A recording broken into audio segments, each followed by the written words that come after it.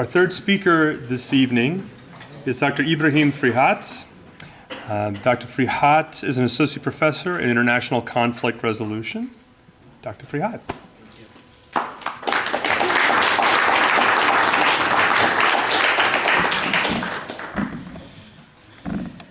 Thank you for the Baker Institute, and thank you for Juniata College, and thank you all for giving us this. Oh, yeah? You might want to take it in your hand, maybe in your hand. Oh, this? Okay. Yeah. So thank you all for giving us this opportunity to be with you today.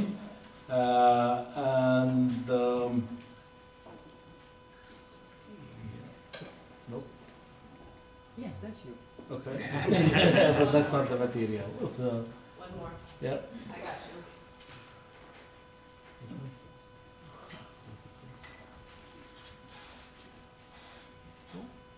I got you. Yeah, so. Okay, so thank you again. I'm very pleased to be with you for the second day. I am a conflict resolution professor at the Doha Institute for Graduate Studies. Before I went to the Doha Institute, I was in Washington, D.C. I was teaching at the George Washington University and George Mason University.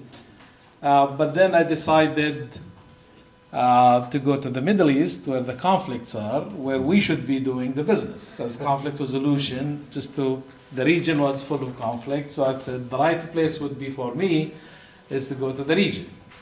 So that was 10 years ago, went to resolve conflicts, but since I had arrived there, no conflicts have been resolved, unfortunately.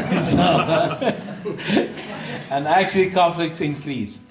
So since I went to the region, which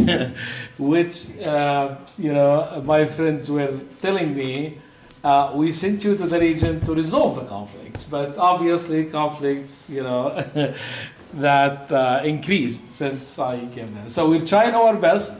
We're not the decision makers who make decisions about these conflicts, but we try to advise policymakers about conflict resolution and how to deal with them.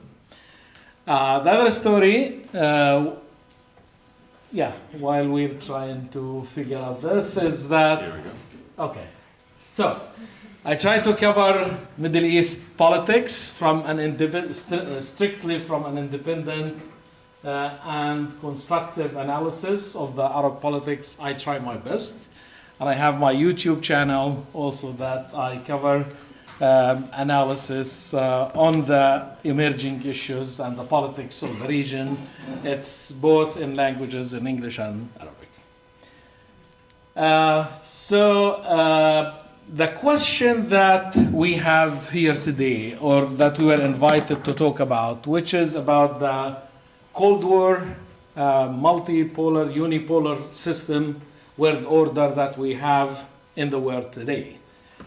And we know, talking about this, we know that we had a Cold War since between the United States and the Soviet Union between 1945 and 1990. So everyone knows this. We have an agreement. We had a Cold War for 45 years. But then the Soviet Union collapsed, and then we started having a unipolar world order that's led by the United States.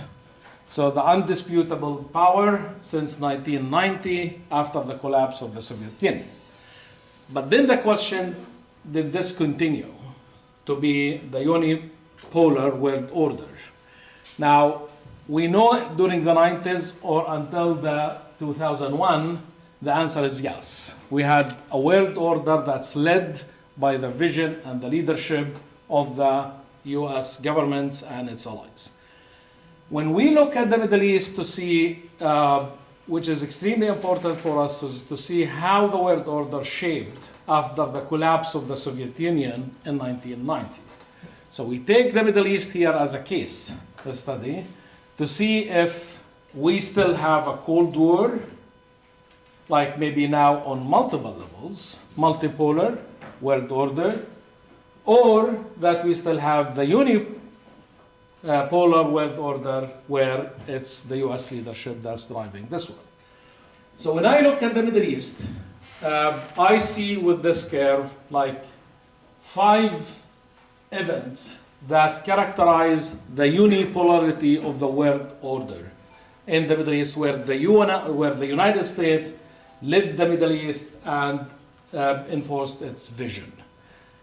These events in 1990, when the US led an alliance and liberated Kuwait from the Saddam invasion, the Iraqi invasion of Kuwait, and were very successful. In 91, brought all key Middle East leaders, Palestinians, Israelis, Saudis, Gulf, Egypt, Syria, you name it. And it was only the United States who was able to bring all these contradicting players in the region in the Madrid conference in 1991 in order to bring peace and end the conflicts in the region.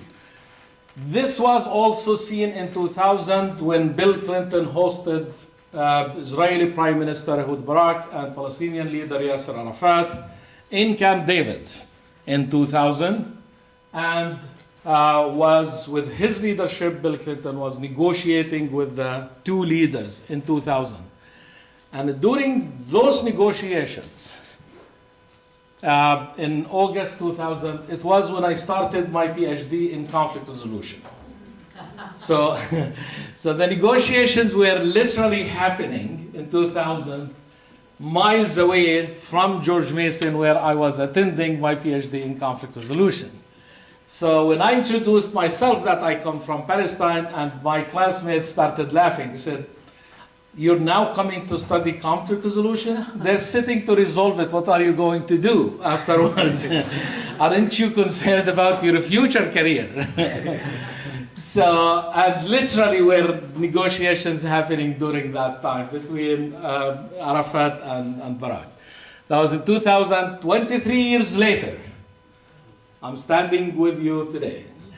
That unfortunately, sadly speaking, the situation got much worse than it was in 2000.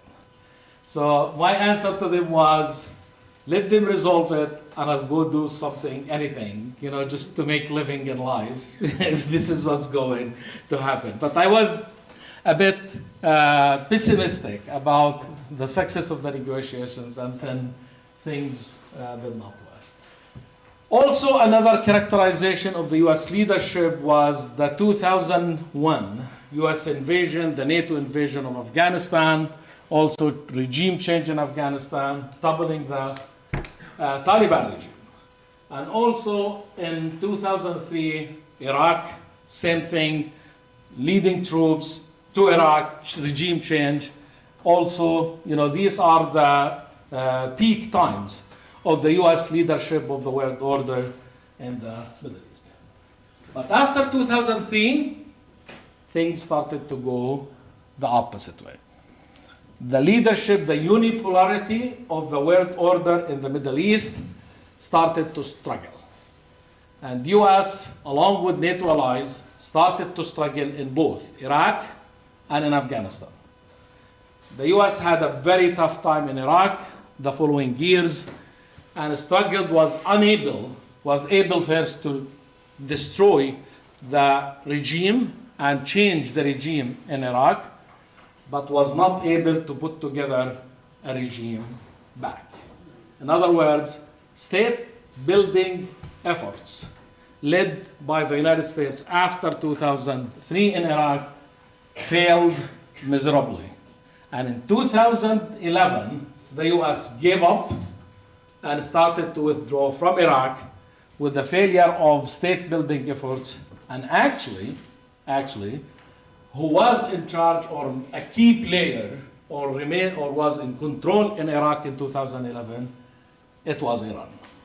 Right? So it was the US who fought the war and paid for the war and changed the regime in Iraq. This exact regime that fought against Iran for 8 years, from 1980 to 1988, and Iran was not able to defeat Saddam in Iraq. And then the US administration at the time, the Bush administration, came and presented Iraq, gave it to Iran, and left, and Iran, until today, is the main key player in Iraq as a result of the failure of the regime change in Iraq. So that's when I say the leadership of this unipolarity became questioned, right? Is the United States literally leading or genuinely leading the world on that level?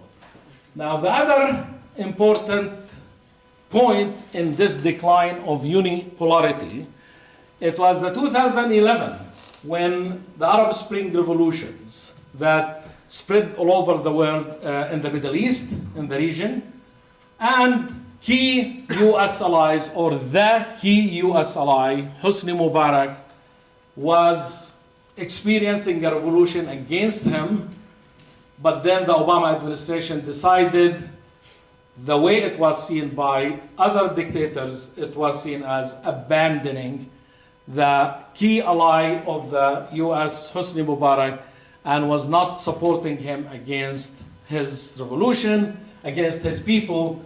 So other key players like in Saudi Arabia, in the UAE particularly, they saw that the US is abandoning its key allies, the regimes, dictatorships in the Middle East. And then this alliance between the US and Arab regime started to struggle or to crack down, between the two allies.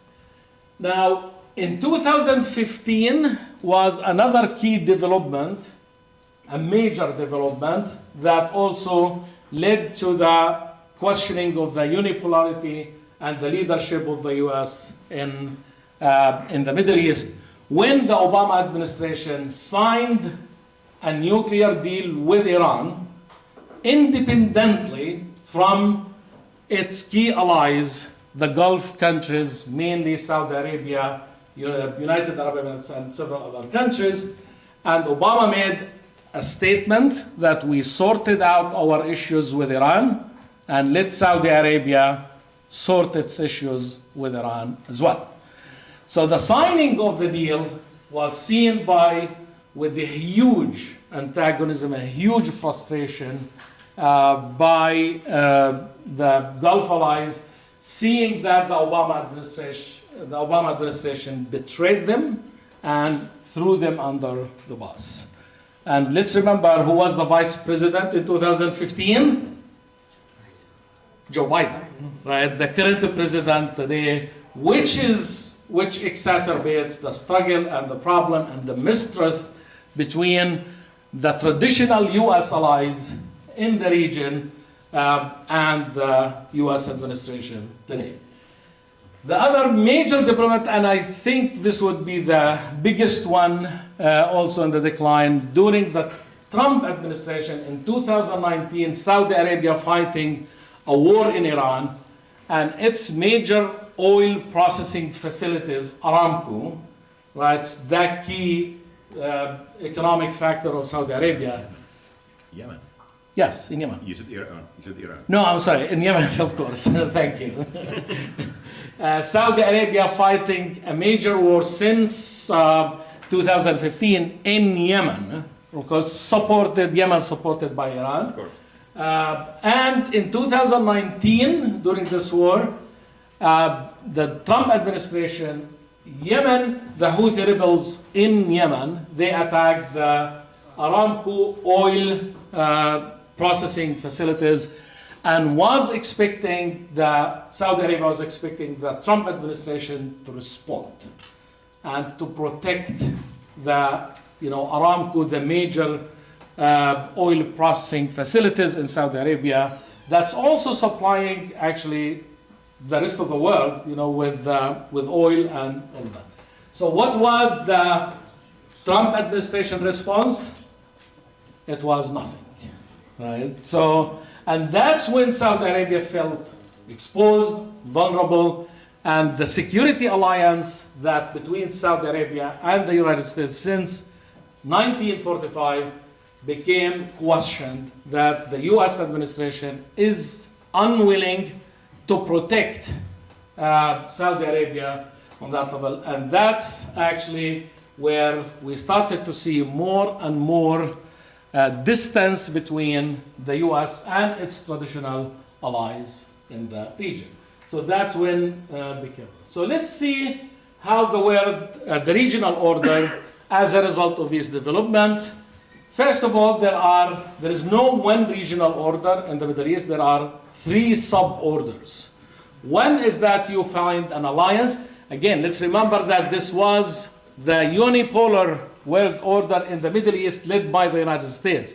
We started to see 3 major blocks, or 3 major units or suborders, in the region. The very first one is Saudi Arabia, Egypt, UAE, and Bahrain. This group, this regional order, that they're traditional allies of the United States, they're counter-revolutionaries, anti-change, anti-democratization, against Islamism, regardless whether it's radical Islam or mainstream Islam, like Muslim Brotherhood or others, anti-Iran, right, and also reaching out for alliances with Israel. So this is the first one. Second, also you find another suborder that emerged, which is the alliance, this Turkey, Qatar, Libya, part of it, the Tripoli, and Syria, Idlib in the north. Those, the Arab Spring alliance, that they supported the Arab Spring revolutions, change against dictatorships and all of that, and they're pro-Arabs, and they're also traditional US allies, and they're still also, but they're on the 2 opposite sides, with the first one, where one is against change and one is supporting change and revolutions. The third one, sorry, the numbering, for the numberings, the third one, it's what's called the axis of resistance, where you have Iran, Syria, Hezbollah, and you have also the Houthis in Yemen, and the Hashd al-Sha'bi in Iraq, all another sub system or sub-regional order as well, that they're committed to fight US influence, this third bloc, committed to fight US influence and Israel, and also fighting Sunni radicalism, especially ISIS and Al-Qaeda as well. So this is how the regional order looks like. Again, let's remember when it was a unipolar world order led by the US, this is how the map looks like today, right? Where you have not one player, US leading, you have a multi-party, multi-world order, multi-party world order in the region. If you look at Syria, for example, look how many players are playing in Syria, right? You have Iran, Saudi Arabia, US, Turkey, Russia, UAE, Qatar, China, they're all playing in Syria, right? If you look, for example, at Yemen, you find Iran, Saudi Arabia, US, and UAE, right, also. If you look at, for example, Libya, take Libya, you will find the major players, there is US, Turkey, Russia, UAE, Qatar, right, and also Algeria. So this became the multi-party or the polar world order in the Middle East became so complicated, right, where you have many parties, as you see those on the left, many parties are playing and working and intervening without really having one leadership who makes decision, who makes the call in Syria, 1, 2, 3, 4, 5, 6, 7 players. There are still others like also France and the UK to a certain extent, but mainly this is how the multi-polar in the Middle East looks like today. So what we are seeing today is that the bipolar Cold War in the Middle East, the regional players, linked to the superpowers is the US and the USSR in the past. That was in the past, but today we have regional players. The regional players are working with the multiple international orders with players. So the regional players are working with the superpowers or the great powers of the world, and working with them and independently from them, which was never the case, by the way, in the past. For example, you read the Wall Street journals where you find that writing that the UAE fighter jets go bomb in Libya without the US knowing about this. This was never the case. Also, you read in the news also that UAE is leading a different party in the south, in Aden, independently from Saudi Arabia and the US. So the US role in Yemen became more supporting intelligence and supporting with some training, right? Without really a US leadership that can impose a solution for the war in Yemen. And this administration, by the way, has tried from day one to end the war in Yemen, and Biden removed the Houthis from the terrorist list in order to start negotiating, but has not been able again to resolve or to do anything about the war in Yemen, with a serious, clear absence of leadership in Yemen. So what we're seeing today, who's making the call again in the region, you find the Turkey-Russia, for example, alliance, that they're working in Syria arrangements, making arrangements with Syria independently from the US. They're also making their own arrangements in Libya, where Turkey invaded or the Tripoli government asked Turkey to intervene and also sent the troops and all of that. And then Russia sent other troops and sent Wagner, all these different security units, again, all happening and making arrangements. Russia and Turkey are making arrangements today for the war in Nagorno-Karabakh, if you're following the news. Again, also independently, with no clear role of the US in Nagorno-Karabakh between Armenia and Azerbaijan. Samantha Power was sent 3 weeks ago to Armenia in order to see what the US can do there. Samantha Power donated $12 million and left, basically, where the key players who are making the call there again is Turkey and Russia. Saudi Arabia opened for China, made, by the way, a response to the 2015 US signing of the nuclear deal with Iran, that Saudi Arabia, independently from the United States, signed the deal with Iran and also in China. Right, so that's again with a very clear message and a very clear position of Saudi Arabia opening for other players. That used to be again the US security monopoly of the Gulf, in the Gulf region, independently, and no other countries had ever played a role in the Gulf other than the US. Now you see China is hosting this deal between Saudi Arabia and Iran, signing in China, not in Washington, D.C. Also, UAE and Saudi Arabia actually refused to support the U.S. position on the war in Ukraine, right, and tried to play a different role. When Biden administration asked Saudi Arabia to increase the oil production to replace the Russian oil, actually what Saudi Arabia did, it decreased the production with 2 million barrels a day. So that's in a clear message as well.